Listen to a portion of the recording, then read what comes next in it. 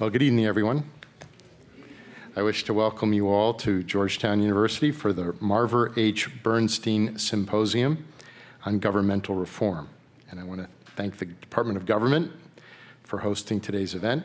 In particular, I wish to recognize Professor George Shambo for his leadership as chair of the department. The Bernstein Symposium provides a forum for dialogue with scholars, policymakers, and students about the challenges and opportunities facing our public institutions. The Bernstein Symposium was created in memory of Dr. Marver and Shiva Bernstein. Dr. Bernstein was a distinguished member of the Georgetown community. For the last 7 years of his life, he taught on campus as a professor of politics and philosophy. Dr. Bernstein was the founding dean of the Woodrow Wilson School of Public and International Affairs at Princeton University and was the president of Brandeis University for more than a decade. His path-breaking research on regulation, personnel, and administration continues to influence scholars, students, and leaders in public office. Previous Bernstein lecturers included Vice President Al Gore, Senators Daniel Patrick Moynihan and Patrick Leahy, Ambassador Dennis Ross, and Meet the Press moderator Tim Russert. We're fortunate to be joined this evening by past Bernstein lecturer Gene Sperling, the director of the National Economic Council in the Obama administration. In this time of economic uncertainty with shifting social and political trends affecting American domestic and foreign policy, it is urgent that we support our public institutions by assessing how they can and should respond to these changes. And located here in our nation's capital, for us at Georgetown, we're fortunate to be at the heart of these policy debates. Our university community has an important role to play through our research and our scholarship, our faculty creating new knowledge in the fields of government and public policy, our students reflecting on the role and responsibilities of government through our coursework and our academic programs here on campus, and the experience they have of the impact of government firsthand through their internships on Capitol Hill and across Washington. Georgetown also fosters vital public discourse through special events such as the Bernstein Symposium. So it's in that spirit that it's my pleasure to welcome the Honorable Valerie Jarrett to deliver this evening's lecture on winning the future. Ms. Jarrett is a senior advisor to President Barack Obama and, among other roles, the chair of the White House Council on Women and Girls. And as you know, we were very honored last week to host President Obama here on our campus. To introduce Ms. Jarrett, I wish to welcome back to Georgetown Judge Robert Katzman of the U.S. Court of Appeals for the Second Circuit. Prior to his appointment to the federal bench in 1999, Bob was a valued member of the Georgetown community, having 3 appointments as the Walsh Professor of Government, as a Professor of Law, and a Professor of Public Policy. He's currently a member of the Board of Visitors of our Law Center. In 2001, Bob received the Charles E. Merriam Award from the American Political Science Association. In 2003, he was elected a Fellow of the American Academy of Arts and Sciences. While at Georgetown, Bob established the Bernstein Symposium in memory of his friend Marver Bernstein, and has continued to oversee it in the years since he joined the U.S. Court of Appeals. So I wish to thank him for his continued leadership and sustained commitment to Georgetown. It's my pleasure to introduce Judge Katzman.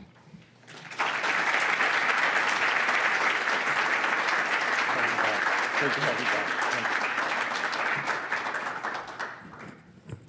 I'd like to thank President DeGioia for his kind and generous words. I think I speak for everyone in this room when I say we so very much admire Jack DeGioia's lifetime of professional devotion to Georgetown University. And so it's certainly great to be back, and I can't help but think that Marver Bernstein would just be absolutely thrilled by this evening's lecture.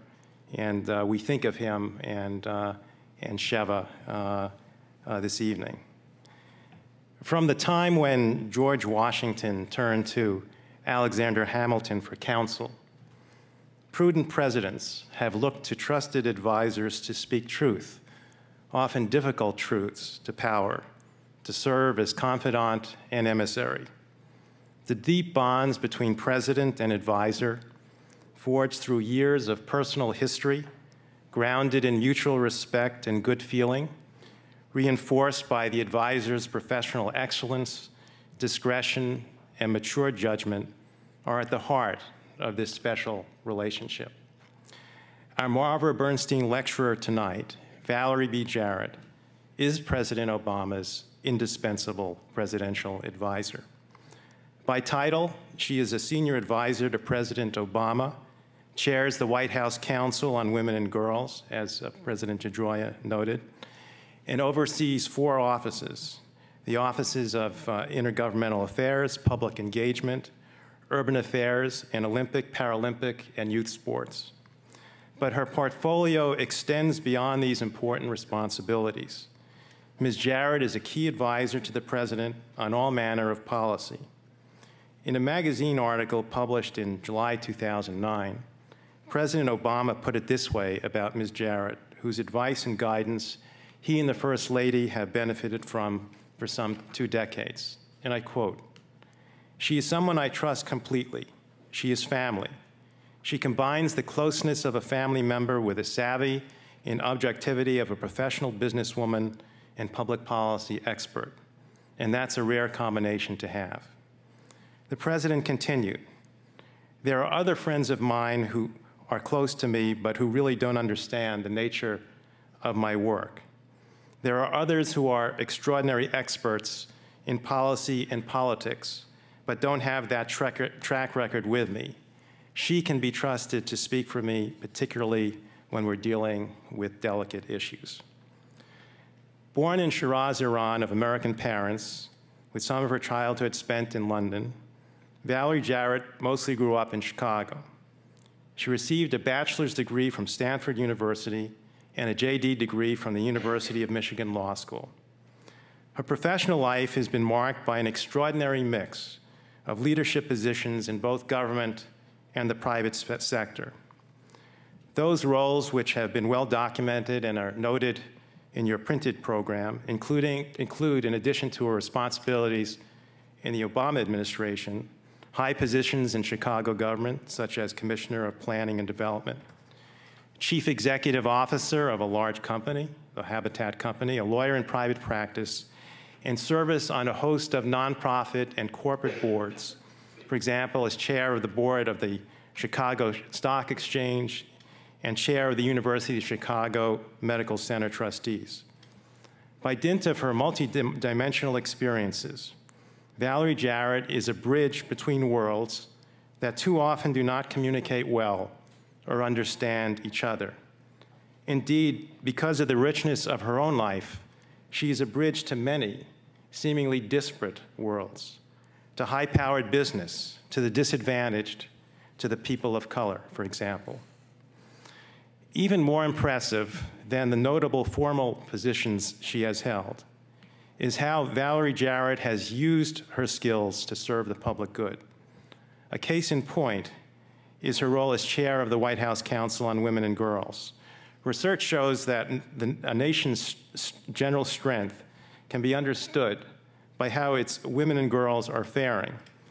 In the United States, we've made progress, but there's still much to do. As a consequence, the Council on Women and Girls was created to ensure that women and girls are treated equitably by promoting a coordinated federal response to challenges faced by women and girls, such challenges as pay disparity, workplace flexibility, and violence against women, and by spearheading initiatives such as the Women in America report, the first such report on the state of women in America in some 50 years, and such initiatives as the mentoring program for women and girls, best practices in the private sector and family and financial literacy. In moving ideas to action, Valerie Jarrett's personal qualities help explain her effectiveness. In a world where the pyrotechnics of self-promotion is too often on display, certainly in a city like this, that's true, where manic talking can threaten reasoned discourse, Ms. Jarrett stands apart. Her colleagues to whom I have talked describe her as generous, insightful, always calm, grounded, graceful under pressure, someone who communicates directly and clearly. She is a patient listener, a probing questioner, a tireless seeker of data and useful knowledge, a sounding board with a great capacity to absorb information, to distill it, to get to the essence of a problem, and to give thoughtful and reasoned feedback. I'm told that she will often wait until after a meeting to offer critical views, very tactfully, directly to the relevant person who is arguing for a particular position. In the decision-making process, in any policy discussion, she takes care not to leave anyone feeling diminished. Each person should feel respected, especially those whose point of view did not prevail. And I understand that her discipline and courtesy are such that she is known as having the fastest BlackBerry in the White House. At the same time that Valerie Jarrett is demanding and sets high standards for herself and those who work for her, her staff think of her as extraordinarily kind, with great sensitivity towards those who work with her and their families. By the way in which a person lives her life, we can have a sense of her values and principles. There are certain principles which one can discern from Valerie Jarrett's life, and which perhaps help us understand why she has been a mentor to so many, as she was to two young go-getters, Michelle Robinson and Barack Obama. There are at least these. First, Ms. Jarrett is dedicated to the view that in this life of ups and downs, of struggle, each human being should be encouraged to realize her potential. Indeed, should be empowered to realize that potential. That mindless obstacles to achieving that potential should be eliminated. That life, work, family, and friends should be lived in balance. One way I understand she seems to find balance is in her love of cooking.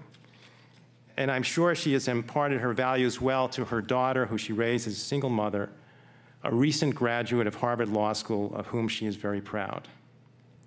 Second, Valerie Jarrett has been committed to the idea that each of us has a responsibility to each other and to the larger community to promote opportunity and to secure the individual well-being of the child, the parent, the senior citizen, the working man and woman, the family, and the vulnerable in society, hoping for the chance to realize the American dream. Third, she encourages us to appreciate the diversity of perspectives and cultures, and at the same time, to recognize our commonality. And fourth, her public service underscores the view that there is no more rewarding experience than public service, that public service needs everyone at all levels in all parts of the country. The sum of all these principles and accomplishments is a remarkable life still in its prime, in which Ms. Jarrett has looked beyond the self to the whole, using her prodigious gifts to make the world a better place. It is a privilege to present to you now the 2011 Marver Bernstein Lecturer, Valerie Jarrett.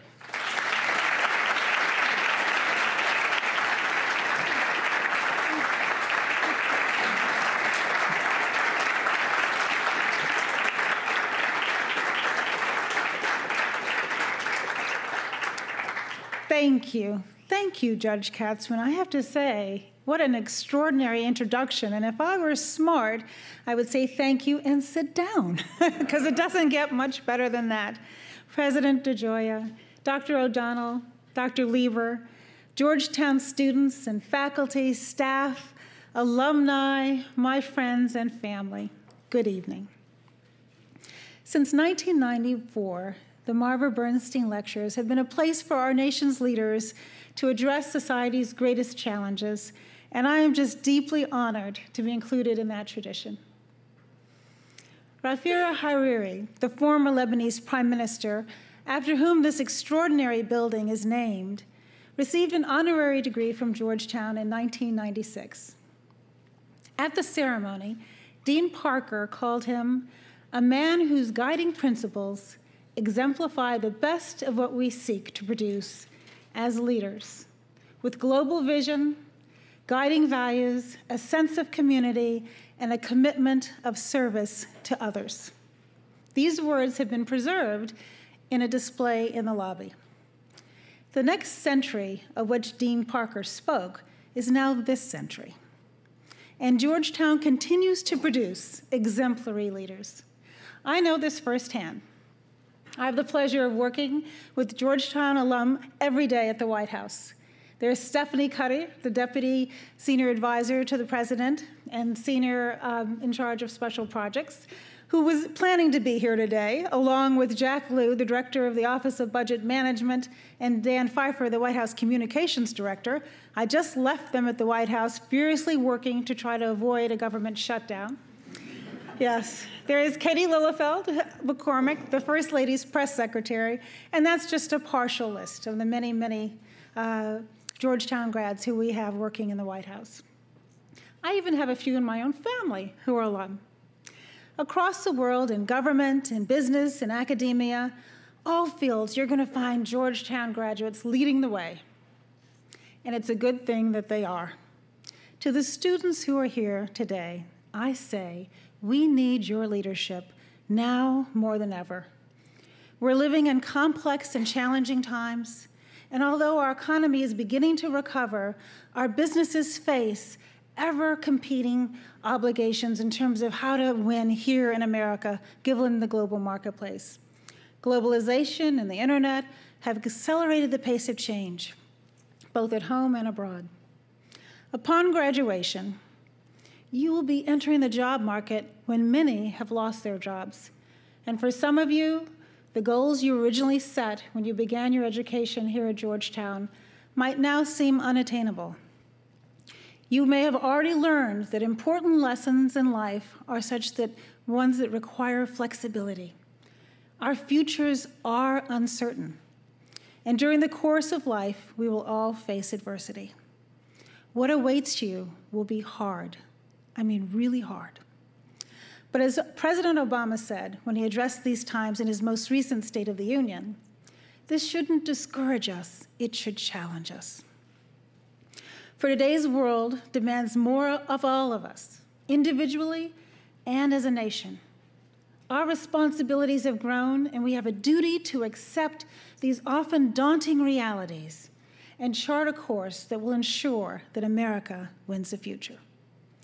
Looking around this room, I have every confidence that you are the leaders of tomorrow. So I'll share just a few of the lessons that I have learned during my rather circuitous career, and as I describe to you what I believe it'll take for you to lead. It's painfully hard for me to believe, but it's been 30 years since I began my last semester in law school. My cousin is joking down front because she graduated when I did 30 years ago. Over my career, I've worked with leaders across a broad spectrum in both the private sector and in government. I've learned through their examples and my own experiences what I think works and what I think does not work. I learned that true leadership is far more about people and values than it is about mastering issues. You can be absolutely brilliant, hardworking, and understand the most complex subject matter, but if you cannot motivate people to work together towards a common goal, then you're simply an expert, but not a leader. Passion, integrity, good judgment, resilience, courage, compassion, civility, and vision. These are the qualities that matter. Let's begin with passion. When I graduated from law school, without much distinction, I hasten to add, I moved back to Chicago, and I began what I thought would be a lifelong career at a prestigious law firm. That first year, I earned a stunning $30,000 a year, which at the time I thought was an obscene amount of money. Didn't know what to do with all that money. And for 6 years, I drafted countless documents and I did exhaustive research. I came in early and I stayed late. I did everything I thought I should do with my hard-earned law degree. During that time, I also married, I gave birth to my darling daughter, Laura, and I divorced. Then, one day, while I was sitting in my beautiful office on the 79th floor of the Sears Tower in Chicago, looking out my window at sailboats, I began to cry. The truth finally hit me. I was miserable. I was doing what I thought I should do, not what gave me fulfillment and purpose. I was the first lawyer in my family, and my parents were very proud, but I didn't feel that my work would one day make my daughter Laura proud. And without the passion that drives productivity, I was actually not very good at my job. I began confiding in my family and friends about my unhappiness and searching for a new path. One of my closest friends at the time had spent 4 years working for Harold Washington, the first African-American mayor of Chicago. My friend encouraged me to try public service. He said I would feel a part of something bigger than myself. And he pointed out what was really quite obvious, which is that if I didn't find my calling there, I could always return to the private practice of law, because my education, just as your education, would provide a lifelong safety net. So when a spot opened up in the city's law department, and my boss at the time, David Narevsky, is sitting here in the audience. David, put up your hand, say hi. I decided to give it a try. A lot of people, even some of my own family members, thought I had lost my mind, but I decided to listen to that small voice whispering inside of me, go for it. And I followed my gut. And I moved from my fancy office with a window facing Lake Michigan to a tiny cubicle with a window facing an alley. And from my very first day, I knew that I was exactly where I belonged. In fact, so far, my worst days in the public sector, and there have been more than just a few, have been more fulfilling than my best days in the private sector. This experience taught me the meaning of the expression, to thine own self be true. I also learned firsthand that while it's not always easy to find your passion, try. I'm confident, very confident, that if I hadn't taken that leap of faith, you certainly would not have invited me here to deliver this lecture. And I encourage each of you to consider public service at some point in your careers.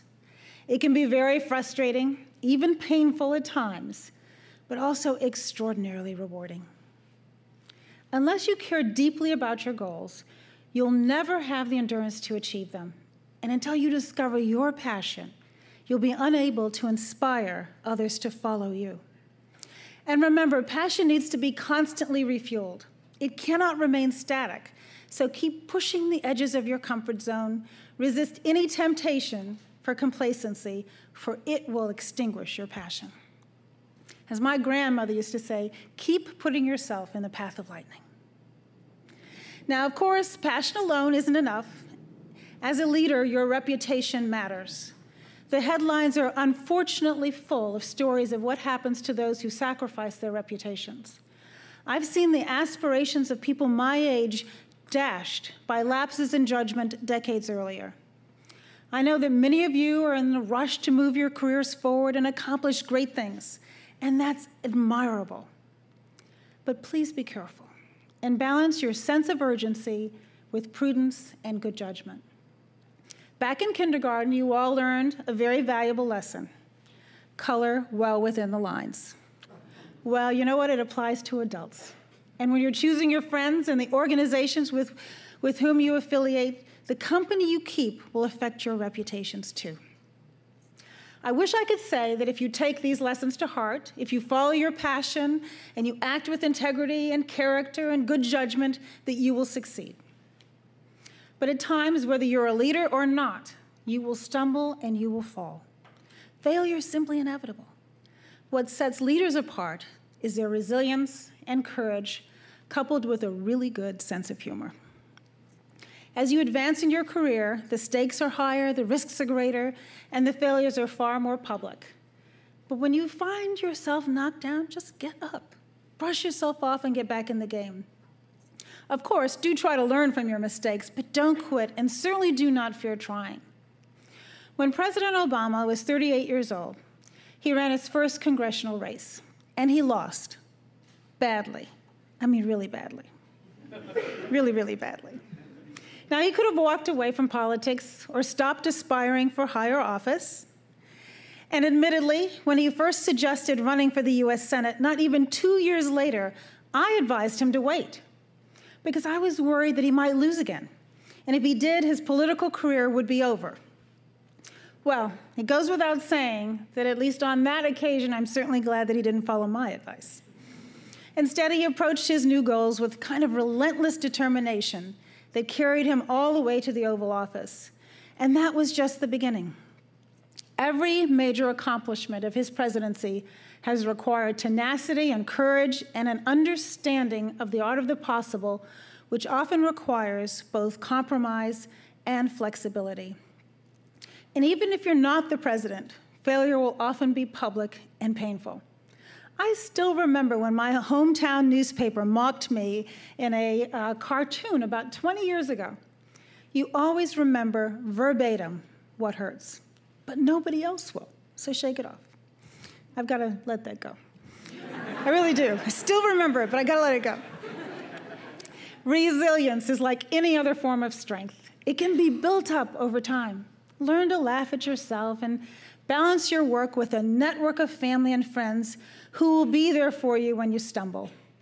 I remember once when there was a terrible article written about me, and one of my best friends called, and with a lot of enthusiasm, she said, "Great picture in the paper today." And she never mentioned the text. With friends like that, it's a little easier to be brave, but it's never truly easy. Even when you have confidence in your convictions, even when you absolutely know that you're doing the right thing, there's always going to be somebody who disagrees with you. And in Washington, that person won't necessarily be very polite when they disagree with you. As you advance in your career, the more people you lead, the harder it is to actually forge consensus. But remember that leadership isn't a popularity contest. During my career, protesters have demonstrated in front of my office and on one occasion in front of my home. That day, my then 11-year-old daughter asked me, why would I put myself, and frankly her, in that position? I was devastated, but I told my daughter the truth. I said, Laura, I do it because I would rather be the one making the tough decisions than leaving them to someone else. Leadership does take courage. The courage to stand up for what you believe in, the courage to move forward when the gale force winds push you backwards, the courage to challenge yourself and listen most closely to those with whom you disagree, for having to defend an argument only makes it better. After listening to all perspectives, leaders are prepared to make tough decisions and absorb everybody's pain. Over the course of the last 2 years, I've watched President Obama do this time and time again. The toughest and most painful decisions, of course, are those that involve placing our men and women in harm's way. In December of 2009, in front of an audience of cadets at West Point, the president announced that he was sending 30,000 additional troops to Afghanistan. He didn't shy away from the awful costs of war. He spoke about signing letters of condolence to military families, visiting wounded warriors at Walter Reed, traveling to Dover to see caskets of American soldiers arrive home for the last time. But he also made it clear that as a leader, his job was to act. President Obama also absorbed the pain of supporters who understandably have been impatient with how long change actually takes. From passing landmark laws such as health care reform to repealing Don't Ask, Don't Tell.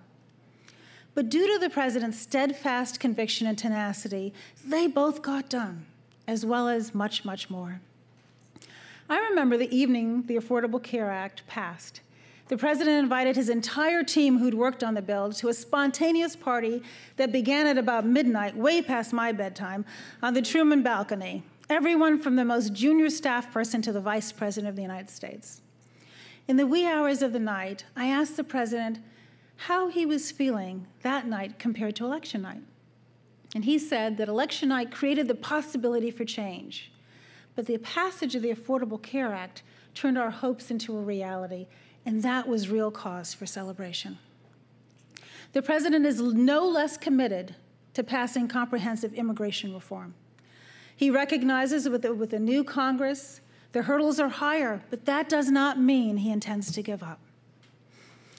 Leaders do hard things, but at the same time, they distinguish themselves with civility and compassion, with a genuine goodwill, and with core decency. At times, we have seen our nation's discourse take a harsh and angry tone. We each have a responsibility to change that tone. President Obama spoke to this in the aftermath of the January tragedy in Tucson. Some tried to use the shooting as an excuse to vilify people or groups with whom they disagreed.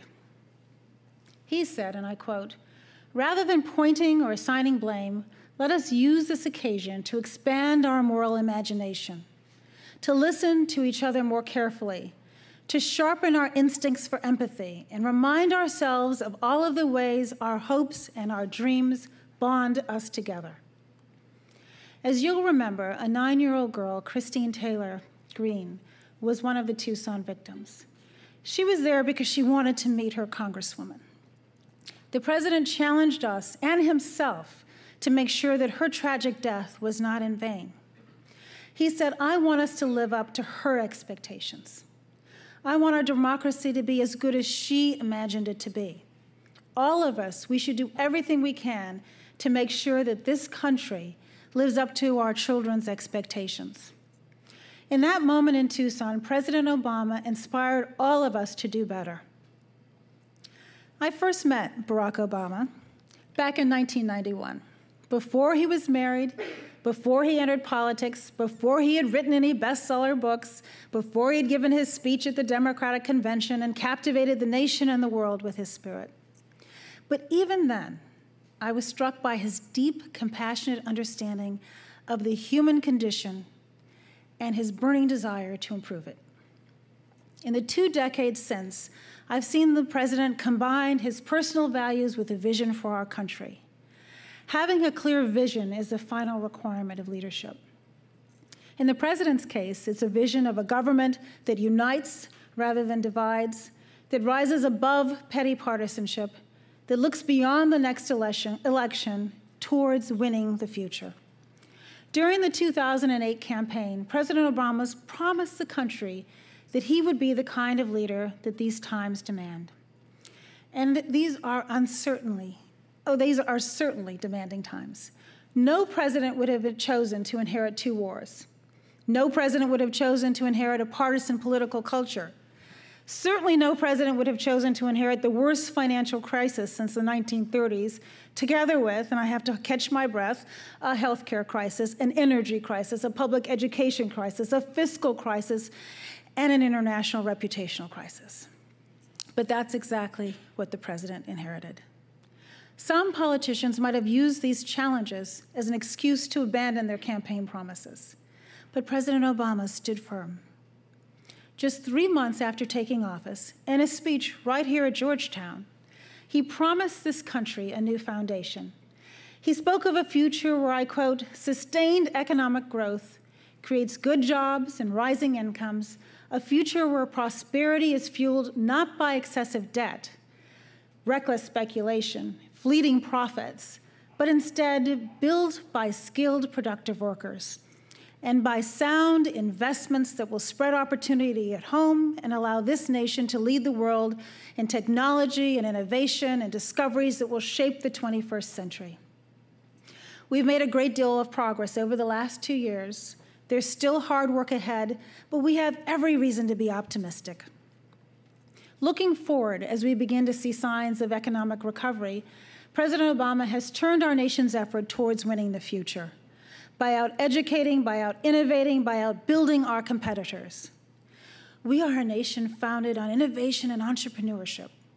We must nurture our creativity and prepare our next generation to compete in a global marketplace. And we must create a smarter, more efficient government. As President Obama recently said in the State of the Union, we can't win the future with a government of the past. This is no time for scaling back our ambition. That's not what true leaders do. The president put it simply, we do big things. This evening, I've told you a few stories from my own life, and I've told you a few stories from the president. And I'd like to close by telling you a story about a man whose name I do not know. He's an elderly black elevator operator who worked at a hotel in Texas where we stayed during the president's primary campaign. We departed our hotel on our last day there. It was very early in the morning, and the then Senator Obama and a few staff crammed into an elevator. The senator had a dreadful cold, and I'll tell you a secret, he's not a morning person. Yes, yeah, resonates with some of you. We were exhausted and a little grumpy. When we arrived on the ground floor, our elevator operator cleared his throat. And I thought, oh, this is really not the time to strike up a conversation. In a very low voice, he said to the senator that he wanted to give him something. He reached in his pocket and he pulled out his military badge. And he tried to give his badge to the senator. The senator, of course, demurred, and the gentleman kept politely yet firmly insisting, and the senator demurred again. And then the man said to the senator, I want you to have my badge. I've carried it with me each day for the last 40 years. It kept me safe during my years serving in the military. It's given me the strength to come to this job every day so that I can take care of my family. You have a difficult road ahead, and I believe that you can do great things. And I hope that in this small way, this strengthens and protects you. Senator Obama graciously and humbly accepted the badge. Well, as you can imagine, there wasn't a dry eye in that elevator. In our nation's history, countless men and women have stood at podiums just like this and made powerful statements about America and its government. I think that that gentleman's precious gift to a weary presidential candidate was a statement no less powerful. He didn't have prestige or title. He didn't hold any office. He didn't have an office on Capitol Hill or in the White House in the West Wing. But as an American, he felt he had the power to make a difference in the life of a man who he hoped would one day be President of the United States. And he was right.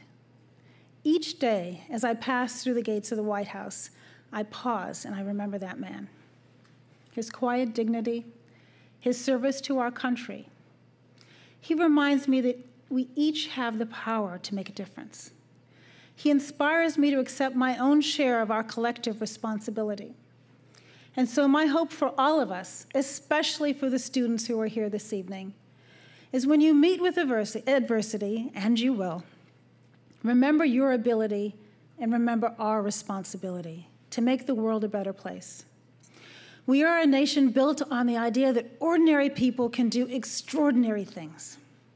And if you're here at this extraordinary university, you are no ordinary person. So we're counting on you to get out there and lead. Thank you very much.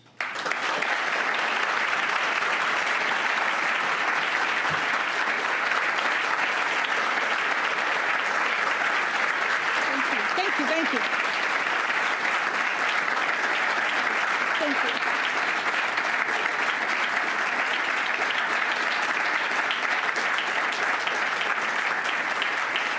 Thank you. Thank you. Now the fun part, a few questions? Now the fun part. Oh, good. Thank you, Ms. Jarrett. My pleasure. I'm not George Shambaugh. I'm Robert Lieber. I like to refer to myself as Chair Emeritus of the Government Department. Due to circumstances beyond George's control, he wasn't able to be with us, but I'm here to stand in for him. I might also add, in addition to thanking you for your speech, which I know our good late friend Marver Bernstein would have marveled at and would have been delighted with. I might add also that I'm from Chicago. I was born and raised there. And I like to say we Chicagoans have an earthy, direct, and pragmatic sensibility, which sometimes I like to think has some virtues compared to sometimes the overly delicate and overly sensitive nature of some of our East Coast friends and colleagues. You said that, I did not.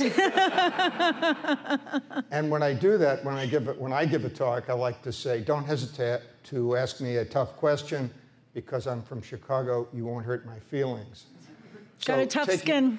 taking the risk that as a Chicagoan you would share some of that sensibility, let me ask those in the audience, especially our students and faculty, to ask their questions. There are microphones in the room that we've brought to you.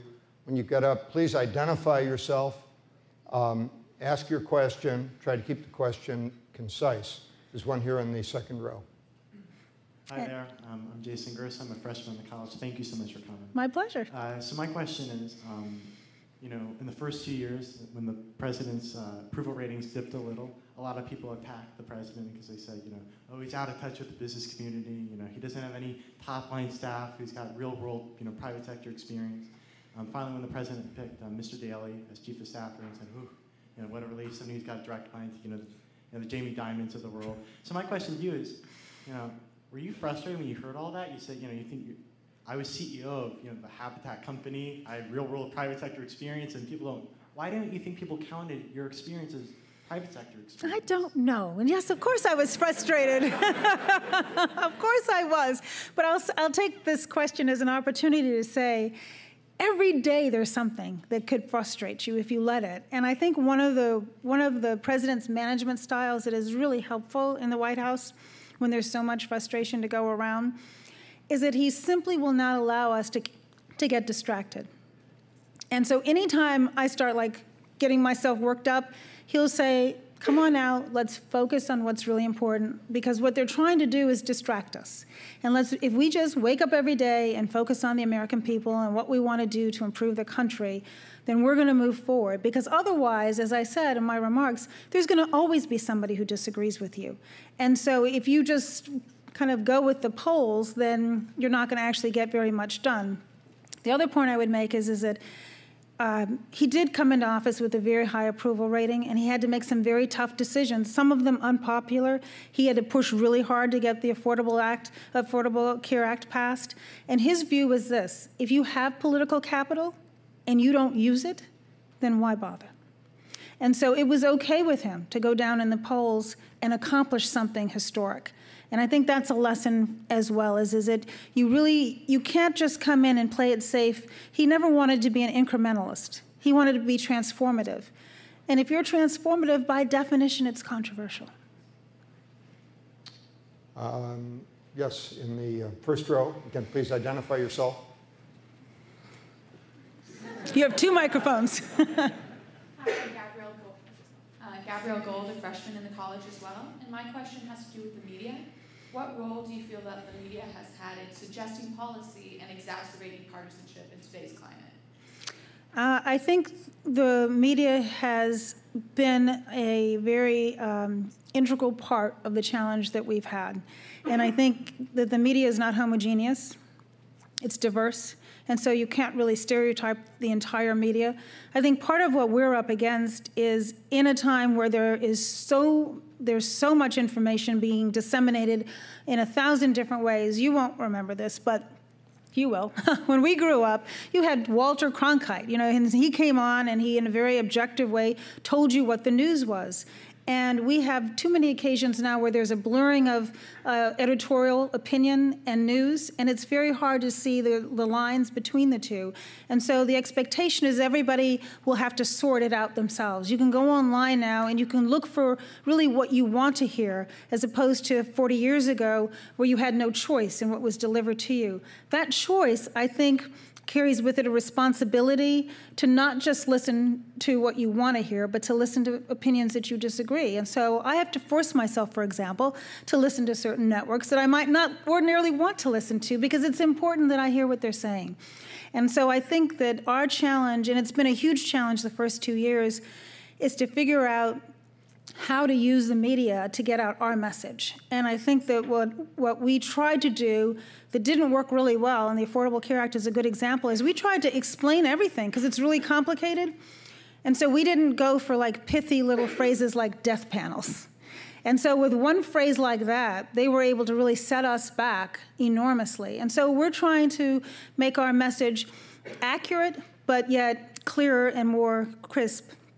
I think another challenge that we had is during the campaign, we had basically, huge amounts of money to get our message out through commercials, and the candidate, now president, was on the road all the time. So he was giving 5, 6, 7 speeches every single day, over and over again. He can't do that now. He's governing.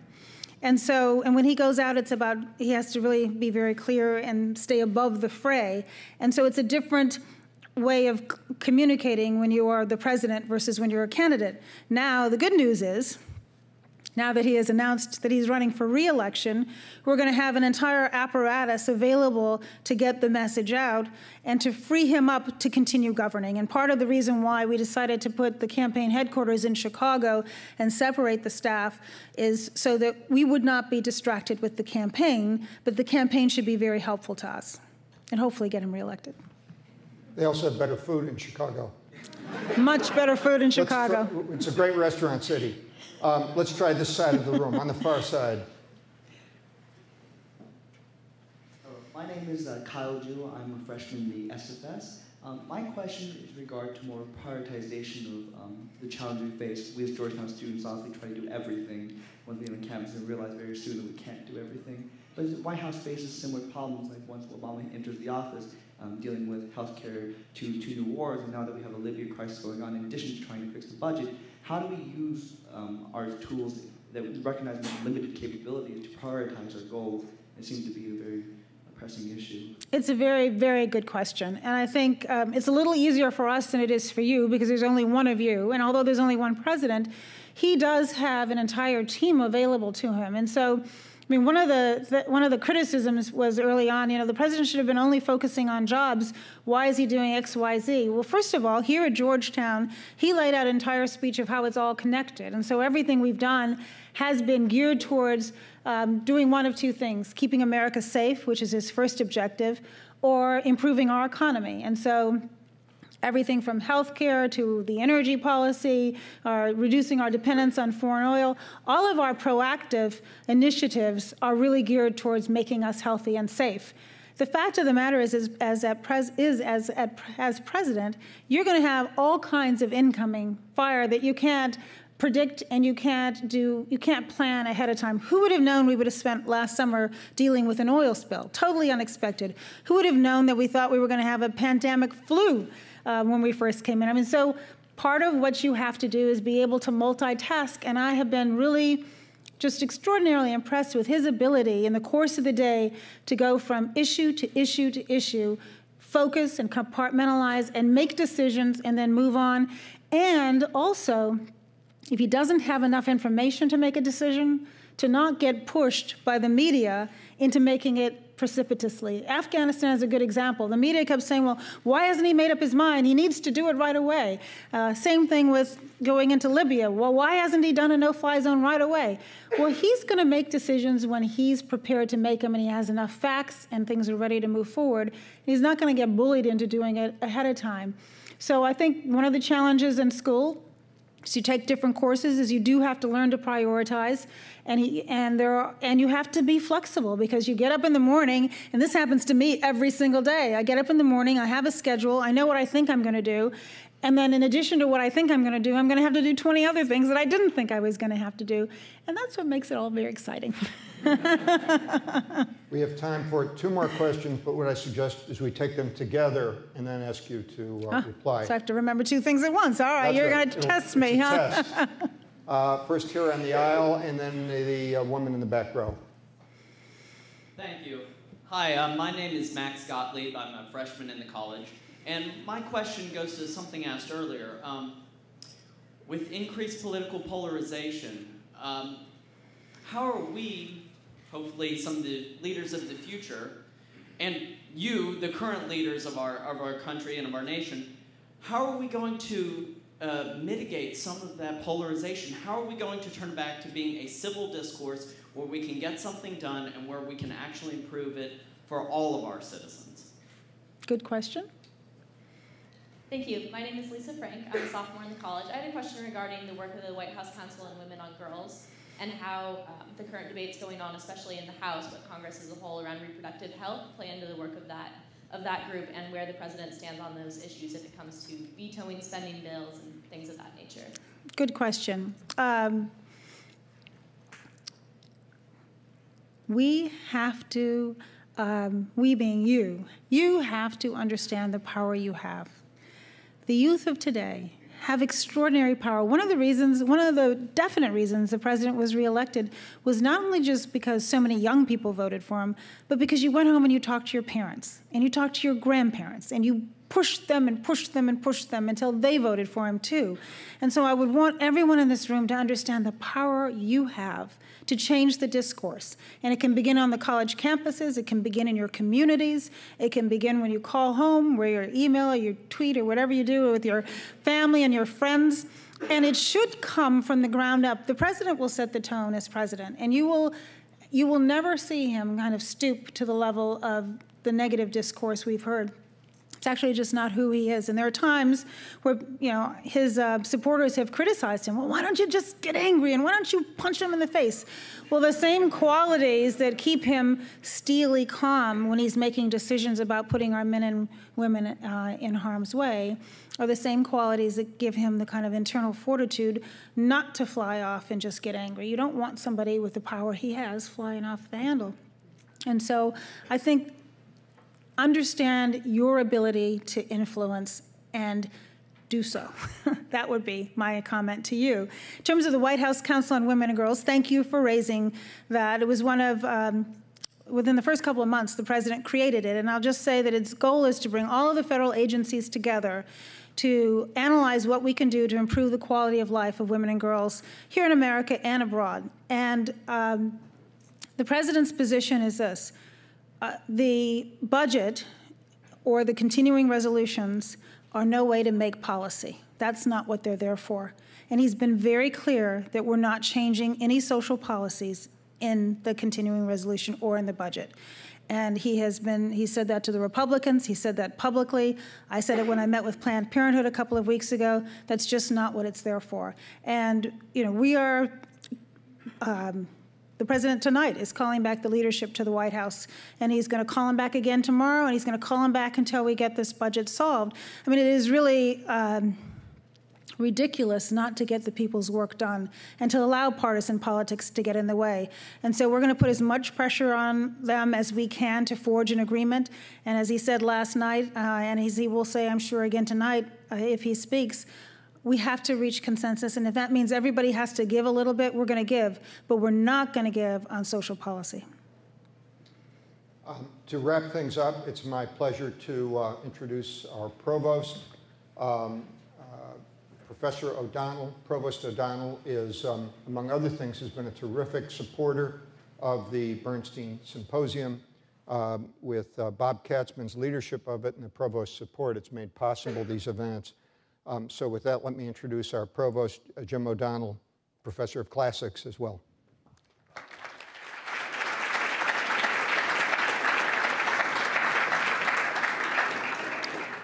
Thank you, Bob. My brief task this evening is to do the work of memory and gratitude. Marver and Sheva Bernstein were taken from us almost 25 years ago. I never had the privilege of meeting them. But what strikes me each time I attend this symposium is the way the energy, the optimism of that great teacher and great leader live on now, long after he was taken from us. Great teachers are like that, and for Georgetown students here, I cherish the hope that many of the teachers you enjoy here will live on with you in heart and mind 25 and even 50 years from now. It is a pleasure to remember them and a pleasure to know that their spirit still lives with us. I want to express gratitude for all of us at Georgetown, to the donors and benefactors who make this event each year materially possible. But I particularly want to thank and praise my friend and colleague, the Honorable Bob Katzman. Bob came to the Georgetown faculty at the instigation of Marver Bernstein. He was with us for about a dozen years, memorably crossing boundaries between public policy, law, and the main campus. And then he was taken from us. We lost him. But in sending him to the circuit court, we were not so much losing him as sharing him with the rest of the American people. And I think we continue to benefit from his having found a stage and an opportunity on which to express his contribution to our life and our society. But I'm particularly grateful to him for his diehard Hoya loyalty that brings him back to do the hard work of inviting the guests and arranging the symposia each one of these years. So please join me first in thanking Bob for that contribution.